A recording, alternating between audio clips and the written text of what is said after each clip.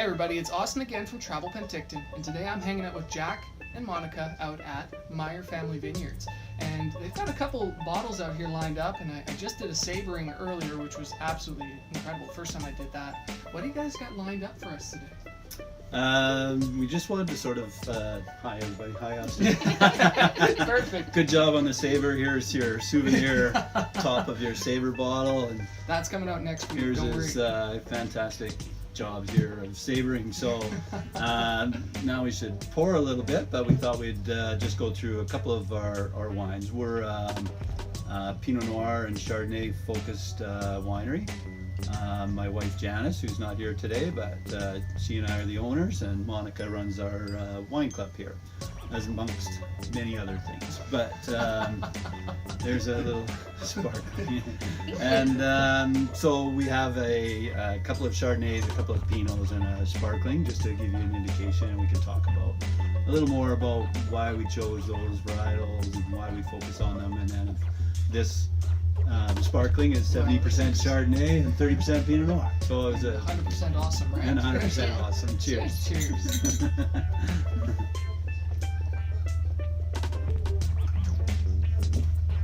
Let's talk a little bit about how did you get into winemaking? What made you desire to go this route in life? Why did you do it? Well, I'd love to say that this was a huge passion going back many, many years, but first off, I'm not the winemaker. I come from a business background, and we started this because of a friend that was a wine consultant and helped people with writing business plans and some startup wineries, and he was a friend of mine, and we were actually drinking beer, and he said, "You should have a winery." And I said, "You're absolutely right." So our decision back in about 2005 was to write a business plan, and this was going to be just a little hobby on the side. So we acquired a vineyard in Naramata that just had 3 acres of planted vineyard, and we started making wine at another winery, and we were just going to make 500 or 600 cases of wine a year and just have some fun with it. And here we are 11 years later, and we're now I've since acquired this beautiful 19-acre property here in OK Falls and making about 8,000 cases of wine. And it's anything but a hobby. Higher. Yeah, I was gonna say that's a little bit more than a hobby farm these days. Yeah. It's very all-consuming, but fun business, and we've really enjoyed it. We've established ourselves as having some of the best wines in Canada, and we've even been written up in some of the best wine magazines in the world as having one of the top Pinot Noirs in the world outside of Burgundy in Decanter magazine. Look at that. Now, do you have a wine on the table here that you're particularly proud of, that you have a story that goes back with on the table, kind of thing? I guess our tribute series Chardonnay is always going to be very close to us because it came from that Naramata vineyard. This was our first sort of wine that we started making. So we like to do single vineyard wines, meaning that all the grapes will come from one vineyard. So we make a Chardonnay that comes from our Naramata property. We make a Chardonnay that comes from our McLean Creek property. And the idea is to showcase the differences in the terroir from those two different properties so people can taste them side by side and see that 30 miles apart can make the world of difference. With the same winemaker, Chris Carson, who we hired when we made the commitment to grow back in 2008, and he's been with us ever since. And Chris is just a rock star winemaker that has a passion for Chardonnay and Pinot Noir, and just fit in incredibly well with our sort of thoughts on making wine. Very natural approach, very hands-off in the winery, come in with good fruit, and that's sort of been our philosophy. So the reason that I like this, and it's called Tribute Series Chardonnay, is that every year we've paid tribute since 2006 to a Western Canadian that's made an outstanding contribution, and we donate $5,000 to their charity or organization. And so we've had artists like Emily Carr and Bill Reed, and athletes like Steve Eiserman and Kelly Rudy and Pat Quinn and Paralympians, and this year 2017 is Donovan Tildesley, who is a blind Olympian. He's competed 3 Olympics, and we actually did our label. You can't see it, but it's actually got Braille on the label there. And So I think we're the first wine in Canada to have Braille on the label. There is another winery in I believe they're French, and one of the owners is relatives is blind, so they've done that. But anyway, I think we're one of them. So it's being focused on Chardonnay and Pinot Noirs, unlike where you might see a lot of BC wineries that would have one Pinot and one Chard, but also one of this and one of this, and that have 20 different varietals. And we chose to focus on a few. So we have 5 different Chardonnays and 5 different Pinot Noirs, and it's like single vineyard, or it could be a single block within a vineyard, or it could be barrel selection, or we have an entry level of each that's from price point, and might be from some purchase grapes or something like that. But trying to give people an opportunity. If you like Chardonnay, you're gonna like one of ours at least. If you like Pinot Noir, there you go. But I think it's that focus and specialization that has really paid off well for us, and we've been considered to be one of the top Chardonnay and Pinot Noir producers in Canada. And you're definitely in a very beautiful location, and you've done a lot of work here. And I think we were talking a little bit earlier about how you started with one house on the hill and one barn. Would that be appropriate? Basically, it was an old tractor barn. And looking around, and we're sitting under a beautiful cabana area now that you can enjoy a glass of wine outside. The landscaping that you've done here it's incredible. Thank you. Yeah, it's a beautiful spot to come down. It's kind of in a bowl. You're in the middle of the vineyard, sheltered. If it's windy, this is a good place to be. And yeah, it's people are always surprised because you can't see it from the road, and then you turn off the road and you come down this driveway, and it's like our little private oasis down here. And that's a good way to look at it. Yeah, that's great. No. So I also understand that you guys are running a bit of a contest coming up here, and what's that all about there, Monica? Do you want to talk about that? Sure, yeah. So we're giving away an Okanagan Wine Weekend, October 6th and 7th, which happens to fall over Fall Wine Festival. So we're giving away a 2-night stay at the Sandman Hotel in Penticton, along with a wine tour of 3 different wineries in the OK Falls area, including us. Well, better. We'll do a deluxe private tasting here for the guests, as well as a dinner for 2 at the Hooded Merganser in Penticton, with a bottle of wine as well. That's fantastic. Yeah. it's a pretty good weekend. That's huge. Yeah. Now, how would you get involved in that? If I wanted to say join that contest, how would I do it? Where would I go? So you can enter a few different ways. So you can join our newsletter by signing up in our tasting room or online. We also are running a social media campaign, so you can post a photo on Twitter, Facebook, or Instagram and use the hashtag #WeLoveMFEWines. You can also share our contest post that's also posted on Facebook, Instagram, Twitter. If you like it, you get an extra entry. If you share it, you get an extra entry. So there's lots of ways to enter. And when do you have to be in by? Contest ends September 17th. Yeah. Perfect. Yeah. I'll pour while you talk. Yeah. Yeah. So now it comes back to, how did you get the passion to be in the wine industry? How did this start? Because so I really enjoy drinking wine. Well, there you go. And I was quite fortunate to meet JAK and Janice, and we got along really well, and there happened to be an opening at the winery, so I started here about 4 years ago with them. 4 years ago. And has it been kind of interesting to grow with the winery, or do you feel like you grow with it? Yeah, absolutely. Especially our wine club. So when I started here, we had about 25 club members, and we've grown pretty substantial in the last 4 years, and we've taken our wine club to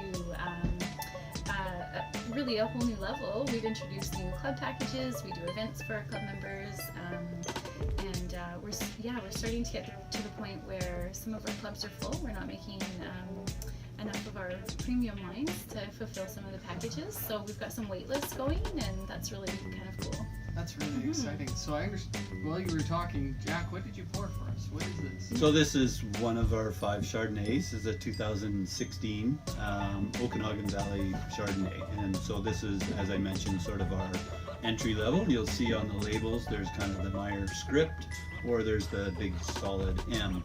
And the Meyer script we have is our sort of everyday drinking wine, or Tuesday night wines we call them. And then the single vineyards will be more premium, and price-wise a little higher, and those are our Friday night wines. This particular Chardonnay is just a blend of grapes from our 2 different vineyards, Naramata and McLean Creek, but it also includes the hard press. And the hard press is when you're making the wine, it's that last press of the stems and the seeds and the grapes, which will have a tiny bit of astringency to it, and so it's not going to be as elegant as our more premium wines, which just get that early gentle press and just only the free run juice. So, but at price point, it's an excellent wine at an excellent price, and that's kind of what our goal is, to make a great representation of a BC Chardonnay at a good price. Perfect. And what would you say this goes well with? What would you, if you were out on a Tuesday night, like you said, would this be something that you pair with maybe like a taco, or would you go, what would you pair it with? Like glazed potato chips or something like that, or what are we talking about? Well, generally there's we like more of a French style Chardonnay, meaning that they're not heavily oaked. This one in particular is completely unoaked. And we like to go for a little bit higher acidity. So foods like white meats, pork or chicken or fish in particular, stuff with a little bit of fat in it is going to be even better. So that's kind of generally the way. Like popcorn is a great one. Is it a good one? Is that your favorite, or? I don't know if that'd be my favorite. What would your favorite be then? Well, I would if it would be something on the fish side or shellfish side. I'd say like a salmon is a classic pairing with both Chardonnay and Pinot, but a white fish like a halibut or something is delicious. Yeah. Yeah. You're making me hungry already. I know. I was just sitting there thinking about myself. I don't think we're thinking of having. We have an old PEI friend from out east that her father is a lobster fisherman, and we've been kicking around the idea because about 15 years ago, through her we shipped out live lobster when we lived in Vancouver, and we've been talking about maybe resurrecting a lobster party because it would be such a good, perfect fit with this. I would agree with you on that. That is killer. I think you're correct on the assumption it would go very well with the fish. And it would be delicious just about with anything. Good job, guys. Thank you. Some satisfied customers buying wine. Well, it's nice to know that, when you get up here, it is a little bit out of the way, but as I can see, you guys are quite busy. So, and I think, do you think they become family when they come here, or what is it that draws them here? That's our motto. Wine is not supposed to be a stuffy thing. It's about enjoyment, and it's about tasting something, and there's no right or wrong. It's what you like, and at the same time, we always say we're not selling life insurance here. Like, it's on the other end of the spectrum over here. Most of the people that we deal with are always in a pretty good mood. So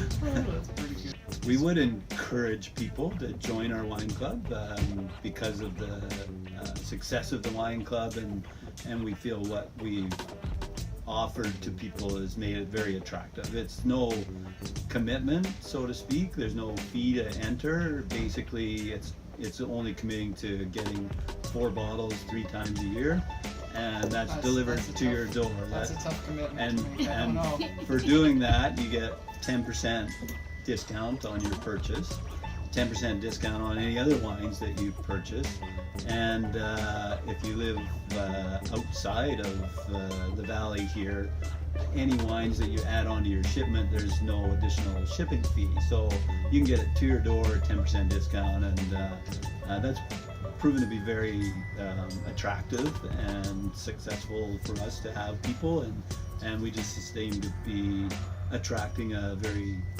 loyal group that have been with us. We've started offering a little reward in packages for 3-year members, and we're coming up to our first 5-year members, and it's quite exciting to have people that would be a member of your wine club for 5 years, and we're just hitting our first few people this October.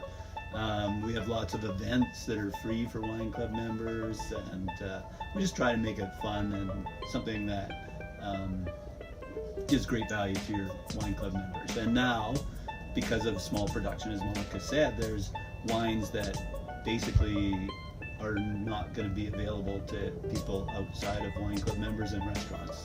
Okay, and that we do that. What is that? So this is called a Coravin, and there's a little cartridge of nitrogen gas in here, and the whole idea of the Coravin is you can open a bottle, but oxygen will never get in there. So you place this on the bottle, you push the needle right through the cork and into the wine, and then you can Oh, no way. you give it a little shot of gas, Yeah. and that basically replaces the air inside with the nitrogen, so the wines won't get oxidized. Now, we offer these private cabana tastings right where we're sitting here, and people can come, and this allows us to open some older vintage wines. Like this is a 2011 McLean Creek Pinot that we're not exactly excited about opening for 2 or 3 people, but now we can have a bottle of wine that we can open and it'll stay fresh for a few weeks using this system. So it allows us to be able to pour some of our library wines or very premium wines without having any wine to waste, so to speak. And that's been a really attractive event, these private cabana tastings that people can book and spend an hour and hear about our story, and just a little more personal and laid back than just a regular tasting in the tasting room. Of course. Yeah.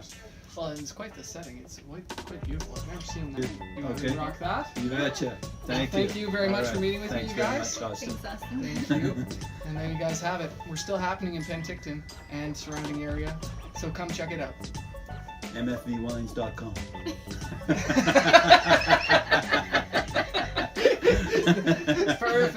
Perfect.